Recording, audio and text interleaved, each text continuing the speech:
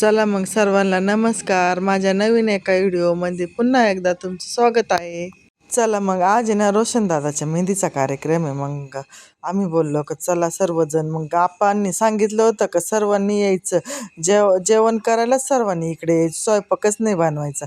पण आमचे 2 माणसं काही येतीच नाही, त्यांच्यासाठी आम्हाला स्वयंपाकच बनवायला लागतो. त्यांना नाही असं भात वगैरे चालत नाही.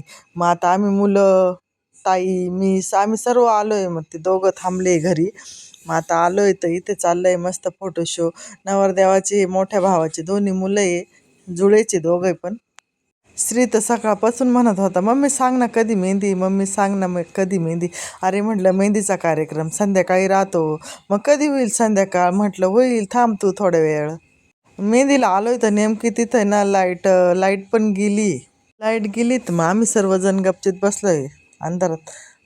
की फोकसच बंद होऊ राहिलाय लाईटीचा, त्याच्यावर जास्त लोड येऊ राहिलाय ना फोकसवर, मग तो बंद होऊन जाऊ राहिलाय. बघा नवरदेवाचे भाऊजाईन ते फोटो काढून राहिले आता नवरदेवासोबत मस्त. आमच्या अंजू दिदीला आहे ना रोशन दादाच्या लग्नाची खूपच हौस होती का. आता आपल्याला जवळच लग्न आहे बा, कोणाचं आहे म्हणे रोशन दादाचं. पण असं झालं का तिचे पेपर चालून दादाच्या लग्नाची तारीख जवळ आली. ती बोलत होती की माझे पेपर जर नसते ना, मी लय एन्जॉय केला असता रोशन दादाच्या लग्नात. पण काय आता माझे पेपर पण आहे, रोशन दादाचं लग्न पण आहे. पण मग ती म्हटली का चला बा लग्नाच्या दिवशी तरी सुट्टी, तर मी थोड्या वेळ तरी लग्नाला येईल बा असं. जवळचं लग्न असलं का 2-3 दिवस कुठं निघून जातात तर कळतच नाही. मेहंदीचा, हळदीचा, लग्नाचा इतक्यात दिवस निघून जातात तर कळत सुद्धा नाही. बघा मग आम्ही सर्वजण आता इथे खालीच बसलेलो आहे. चालल्या आहे आमच्या गप्पा आहे इकडच्या तिकडच्या. पाहुणे रावळे पण भरपूर आलेले. आता हे रोशन दादाची मोठी वहिनी आणि मोठा भाऊ आहे, त्यांचेच हे 2 मुलं होते मगाची, राघव अनंत. नवरी पण जवळचीच आहे. मग काही एका दिवशी मेहंदी ठेवली नाही, नवरीची ना काल होती मेहंदी, मग नवरदेवाची आज मेहंदी ठेवली. म्हणजे सर्वांना इकडे तिकडे जाता येईल बा असं. आम्ही पण नवरीकडे पण जातो, नवरदेवाकडे पण येतो, जवळच नाही राहिलं थोडी. असं पाहिजे दोघांकडे जाता येतं कार्यक्रमांसाठी. इथे फोटो वगैरे झाल्यानंतर आहे ना नाचायचं पण आहे. बायांना खूप उत्सुकता आहे नाचायची. फोटोज भरपूर वेळ चालली आता इथे. बघा आप्पाची फॅमिली आता इथे फोटो काढायला आली आहे. त्यांचे कृष्ण आप्पा आहे, त्यांच्याच मुलाचं लग्न आहे. मग बघा हे त्यांची पूर्ण फॅमिली, ते सुनमूल, नातू, त्यांच्या मिसेस, वजन इथे आता फोटो वगैरे काढून घेऊ राहिले. त्यानंतर मग आम्ही पण आलोय आता. म्हटलं आपण बाई फोटो वगैरे काढून घेऊ, कारण की ना दीदीला ना घरी जायचं होतं अभ्यास करायला ना, आम्ही ना थांबणार होतो. मग ती बोलली का मम्मी चला आपण एक फोटो काढून घेऊ म्हणजे मला जायला, मग तुम्ही थांबा इथे, मग मी घरी जाऊन अभ्यास करेल. बघा आता इथे डान्स पण चालू झालाय मस्त. बघा इथे मुली बाया खूप छान नाचू राहिले. व्हिडिओ स्किप न करता बघत राहा. असे काही कार्यक्रम असले का मला पण खूपच नाचायला आवडतं. मग मी कोणाचा जवळचा कार्यक्रम असले का नाचायची संधीच सोडत नाही. पण मी भरपूर नाचले. रोशन दादाच्या मेहंदीचं डेकोरेशन पण खूपच छान केलेलं आहे. मळ्यामध्ये कार्यक्रम म्हटल्यावर एकदम मोकळा असं. असं शहरात कसं जागा कमी पडते, थोडीशी माणसं बोलवतात, तसं इथे ना खेड्यामध्ये कसे मळ्यामध्ये किती माणसं येऊ द्या, किती गाड्या पण लावायला भरपूर अशी जागा राहते, त्याच्यामुळं काय अडचणच येत नाही इथे मळ्यामध्ये. नवरदेवाच्या वहिनीला खूपच उत्सुकता आहे नाचायची, पण मग तिला काम पण भरपूर राहतं ना. हे बघायचं ते बघायचं, हे आवाज देतं ते आवाज देतं. तिला असं झालं होतं मी कधी येईल नाचायला.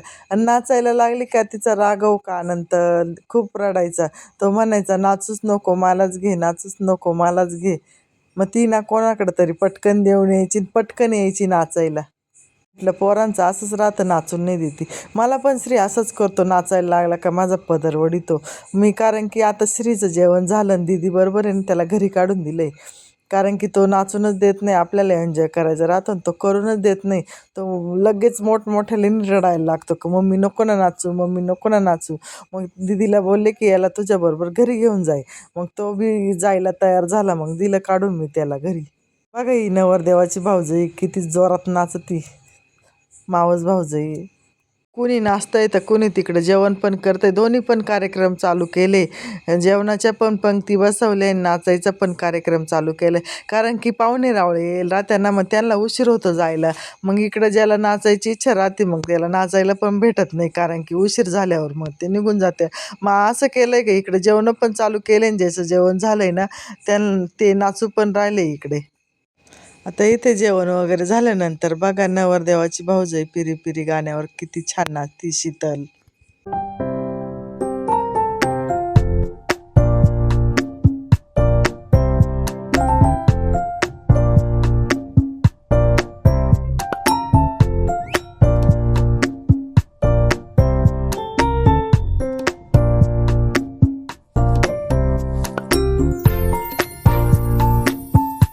बघा आता वेळ पण खूप झाला होता, 11 वाजता आले होते. मग आता इथे जे राहिले ते ना नवरदेवाची आई उठवत होती सगळ्यांना नाचायला.